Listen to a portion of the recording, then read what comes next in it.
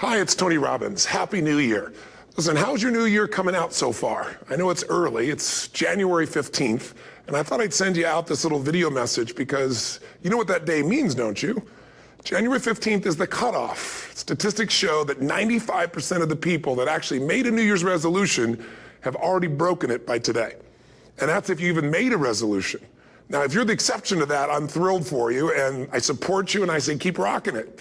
But if you've missed, maybe I could drop you a quick little message or two here that can help you not only recover, but get way beyond just making some New Year's resolution and make some real lasting change in your life. I mean, think about it. Most people don't even make a resolution anymore. Why? Because they've made them from years and years and years, and they know they're not going to follow through. So after a while, who wants to disappoint yourself? Who wants to be upset with yourself? Why even bother to set a new standard for this year? You know it's going to be the same as last year. If you're the kind of person watching this right now and you've actually opened this email and you haven't shut me off already, then obviously that's not you. So the question is, what is it that makes us even want to make a resolution? I mean, it's an interesting question. Why is it at the beginning of a year we have this tradition? But it goes beyond tradition. It's something inside of us that makes us want to make things better. And I think part of it is the calendar gives us this idea that we can have a fresh start, that we can start from fresh and have this great victory. And it's really, the calendar itself is quite arbitrary. It's wonderful to use it, but if you didn't use it effectively, let's use the calendar to serve you today.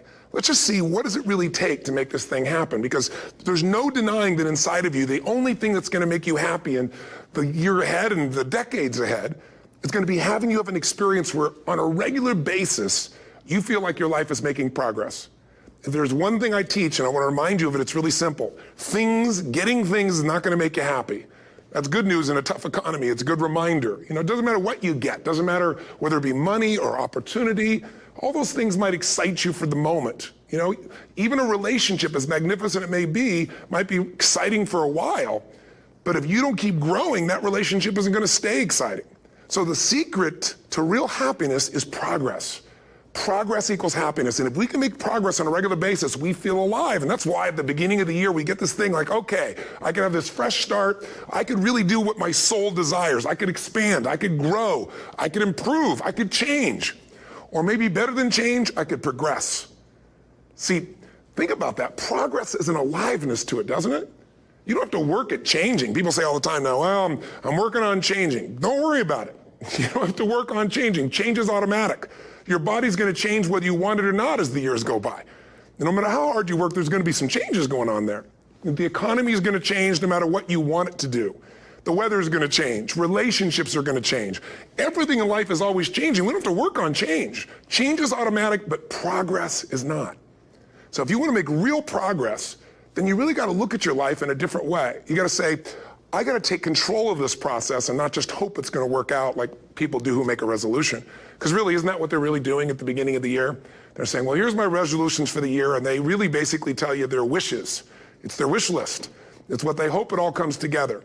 And then they call it a resolution, but they don't know what a resolution is. When you resolve something, to have a resolution is to resolve it. When you've resolved, this is how it's going to be.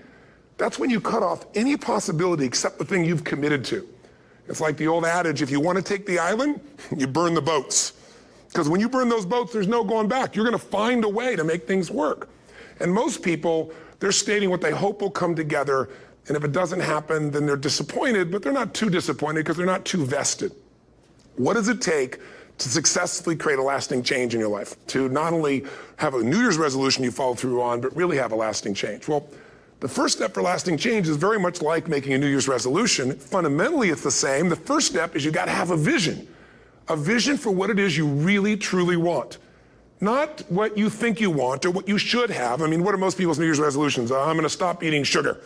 I'm going to stop smoking. I'm going to lose 10 pounds. The problem with that is it's not very inspiring for most people.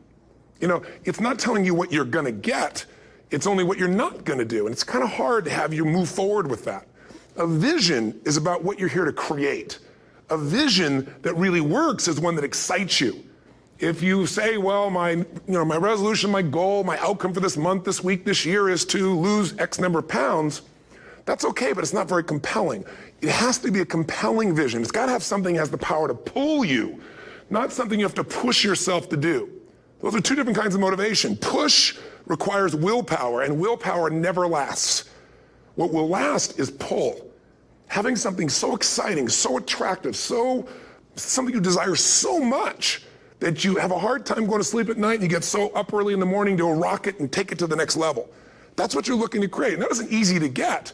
But one of the reasons we do seminars and events and we say, why do that? Why not just read a book or something? Is because when you get in an environment where you're with people that are being put in a peak state, like when you're going to a sporting event, if you watch a sporting event at home, it might have a certain level of excitement. But when you're in a stadium with 50,000 people, suddenly it has a whole different level of intensity. And we feel that. And the bottom line of our follow-through comes down to our emotional intensity.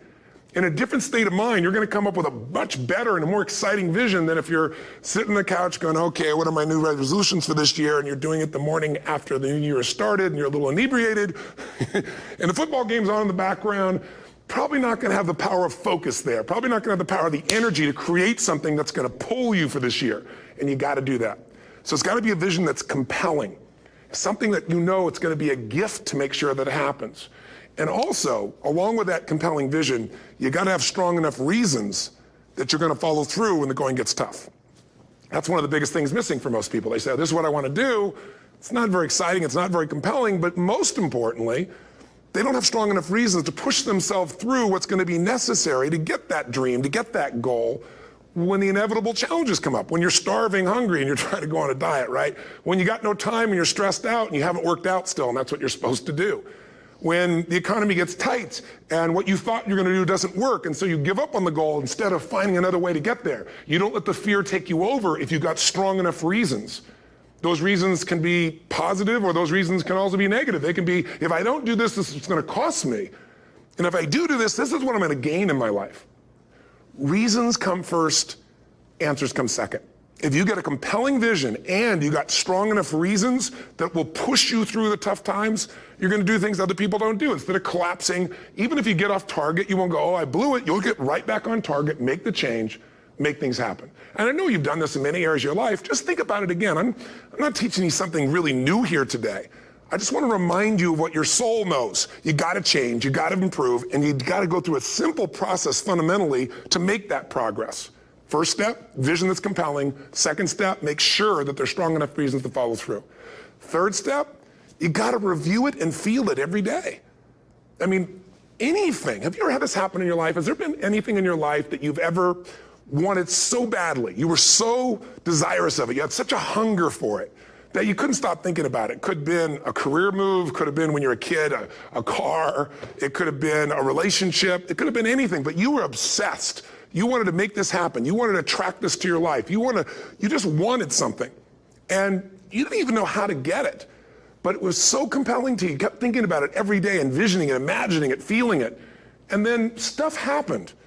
And suddenly you started to attract people or situations to your life, and it just came together. Like, you didn't even have a total plan. It was just that it was so a part of your focus with so much intensity and emotion so often that it sensitized you to notice anything that could get you there. There's a part of your brain called the reticular activating system. For short, we call it the RAS. That part of your brain determines what you notice in the world.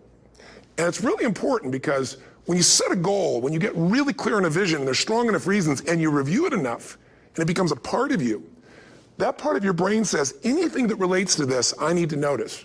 It's like, did you ever buy a certain kind of car, or maybe a certain outfit, and suddenly you see that car everywhere, or those outfits everywhere? Well, you know, the cars were always around, but why do you see it now? Because your RAS knows this is important. This is part of my world now. Similarly, when you really get clear and it's compelling and you're reviewing it every day, you've got strong reasons and you're reviewing it every day and you're feeling it, the brain becomes incredibly acute at noticing anything to get you to move forward. And so that's the power of this. So, you know, what do people do with a New Year's resolution? They come up with something they kind of want. It's not a compelling vision. They don't really have strong enough reasons, and they never review it again until to notice that they broke what they said they really want to have make happen, because they didn't really resolve. If you resolve, you got the vision, it's compelling, you review it daily, and you feel it, you envision it, and you experience it. Simple as it sounds.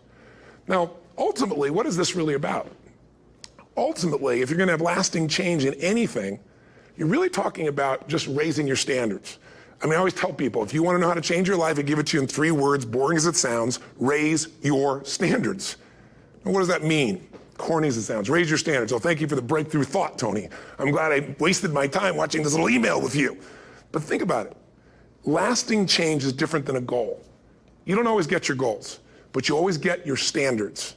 Maybe it'll help you is to think about it this way. I try to explain standards to people with a different set of words. Think of it as everybody in life gets their musts.